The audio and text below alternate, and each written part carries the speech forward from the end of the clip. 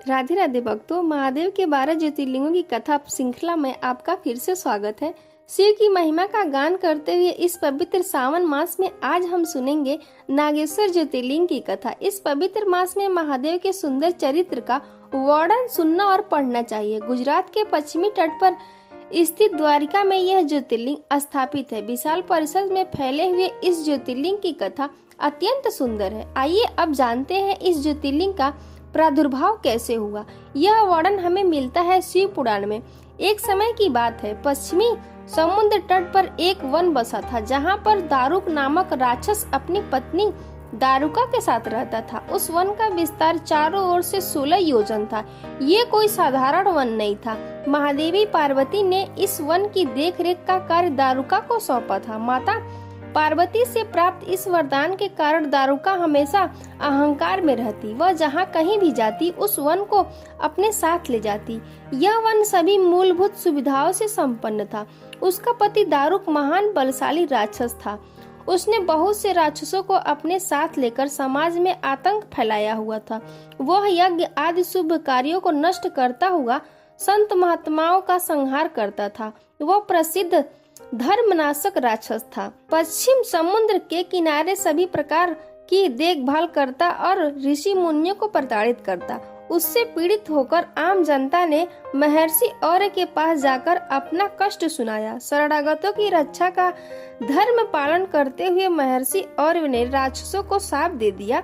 उन्होंने कहा कि जो राक्षस इस पृथ्वी पर प्राणियों की हिंसा और यज्ञों का विनाश करेगा, उसी समय वह अपने प्राणों से हाथ धो बैठेगा। महर्षि और्य द्वारा दिए गए शाप की सूचना जब देवताओं को मालूम हुई, तब उन्होंने दुराचारी राक्षसों पर चढ़ाई कर दी। राक्षसों पर भारी संकट आ पड़ा।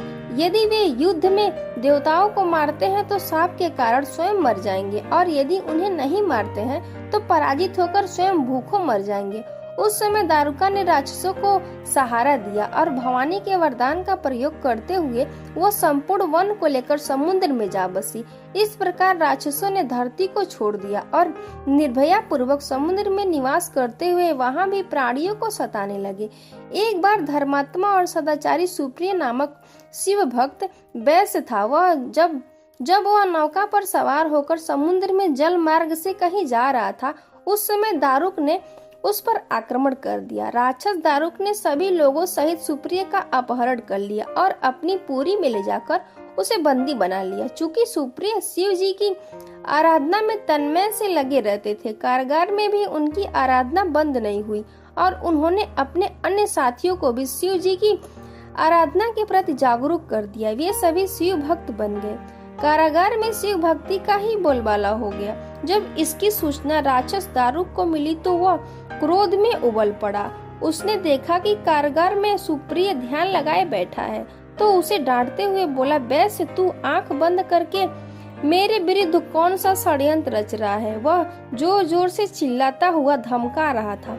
इसका उस पर कुछ भी प्रभाव न पड़ा। वह घमंडी राक्षस ने अपने अनुचरों को आदेश दिया कि इस शिव भक्त को मार डालो। अपनी हत्या के भय से भी सुप्रिय डरे नहीं और वह भयहारी संकट मोचक भगवान शिव को पुकारने में ही लगे रहे।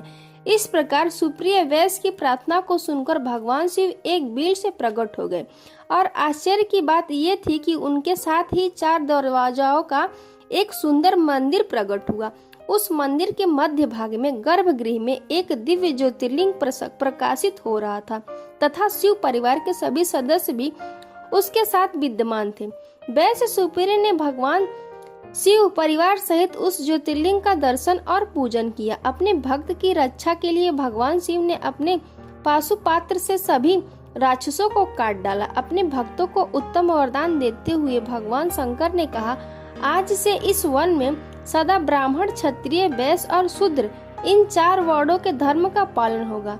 शिव धर्म के उपदेशक, प्रचारक और प्रवर्तक इस वन में निर्भीक होकर रह पाएंगे। यहाँ तमोगुण प्रधान राक्षसों के लिए कोई स्थान नहीं होगा। अब देखिए, हम जानते हैं कि दारुका को वह वन स्वयं देवी पार्वती ने प्रदान किया था। उसने माता पार्वती का ध्यान करते हुए उनसे अपने कुल की रक्षा का वरदान मांगा। दारुका की प्रार्थना सुनकर भवानी ने भोलेनाथ से कहा, हे नाथ, आपकी यह बात इस युग के अंत में सिद्ध हो, तब तक तमोगुण प्राणियों को भी इस वन में रहने की आज्ञा दीजिए। दारुका अत्यंत बलवान है और उसने मुझे प्रसन्न किया है। मेरी इच्छा है कि यह राक्षसों का राज्य संभाले और इन राक्षसियों द्वारा जो भी पुत्र उत्पन्न हो उन्हें इस वन में विचरने की छूट दी जाए। ऐसा उपाय कीजिए। गौरी जी की मनोकामना को पूर्ण करने के लिए भगवान शंकर ने कहा, हे देवी, मैं इस वन में सदा निवास करूंगा। जो भी पुरुष मेरा दर्शन करेगा वह चक्रवर्ती सम्राट बनेगा। कलयुग के अंत में और सतयुग के आरंभ में महासेन का पुत्र वीरसेन इस धरती पर जन्म लेगा, जो मेरा परम भक्त होगा और मेरे दर्शन करके वह चक्रवर्ती सम्राट बनेगा। इस प्रकार भगवान शिव उस वन में नागेश्वर नाम से विख्यात हुए और देवी पार्वती नागेश्वरी के नाम से विराजमान हुई। यह पवित्र स्थल गुजरात के द्वारिका नगरी से 17 किलोमीटर दूर स्थित है। इस मंदिर का शिवलिंग त्रिमुखी रुद्राक्ष के आकार का है और चांदी के नाग के फन से सुरक्षित है। यह कोई साधारण तीर्थ स्थल नहीं है। कहते हैं कि शंकराचार्य जी ने यहाँ कालिका पीठ में अपने पश्चिमी मठ की नींव रखी थी। मंदिर का डिजाइन मानव शरीर के ढांचे का प्रतीक है।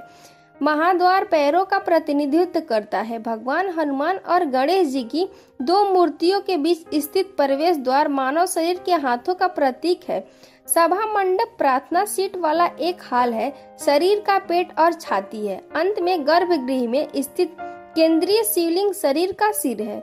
भगवान आशुतोष के विषय में स्कंद पुराण में कहा गया है कि महादेव थोड़े से बिल्व पत्र पाकर भी संतुष्ट रहते हैं। फल और जल अर्पण करने से भी प्रसन्न होते हैं। तो ये थी आज की श्रावण मास की विशेष नागेश्वर ज्योतिर्लिंग की कथा। यह कथा आपको कैसी लगी ये हमें नीचे कमेंट बॉक्स में लिखकर बता सकते हैं। तो चलिए इस सावन मास में भगवान नागेश्वर से यही प्रार्थना करते हैं कि वे हमें सात्विक बुद्धि और कृष्णमय चेतना प्रदान करें, जिसके माध्यम से हम सदैव भगवान श्री कृष्ण की भक्तिमय सेवा में संलग्न रहें। जय सीताराम।